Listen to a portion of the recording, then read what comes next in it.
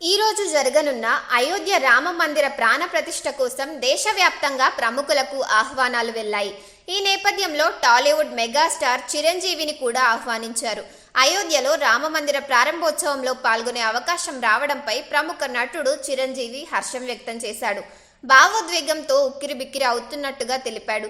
తన ఇష్టదైవం హనుమంతుడే ఈ ఆహ్వానం పంపినట్టు భావిస్తున్నట్టు వ్యాఖ్యానించారు. ప్రాణ ప్రతిష్ఠ కార్యక్రమం ప్రత్యక్షంగా చూసే అవకాశం దక్కడం ఎంతో అదృష్టంగా భావిస్తున్నానని అన్నారు. ఇది చరిత్రలో చిరస్థాయిగా నిలిచిపోయే కార్యక్రమమని, తనకు ఈ క్షణాలు జీవితాంతం గుర్తుంటాయని వ్యాఖ్యానించారు. ఇదంతా భగవంతుడి ఆశీర్వాదమని అన్నారు. రామ మందిరంలో బాలరాముడి ప్రాణ ప్రతిష్ఠ కార్యక్రమానికి దేశవ్యాప్తంగా సినీ రాజకీయ ప్రముఖులు హాజరవుతున్న విషయం తెలిసిందే. ఇప్పటికే పలువురు ప్రముఖులు అయోధ్యకు చేరుకున్నారు. టీడీపీ అధినేత చంద్రబాబు, జనసేన అధినేత పవన్ కళ్యాణ్ అయోధ్యకు వెళ్లారు. 500 ఏళ్ల ఎదురుచూపుల తరువాత ఈ కల సాకారమవుతుందని పవన్ వ్యాఖ్యానించారు. నేడు మధ్యాహ్నం 12:20 జరిగే ప్రాణప్రతిష్ఠ కార్యక్రమానికి దేశవ్యాప్తంగా 7,000 మంది ప్రముఖులు హాజరవుతున్నారు.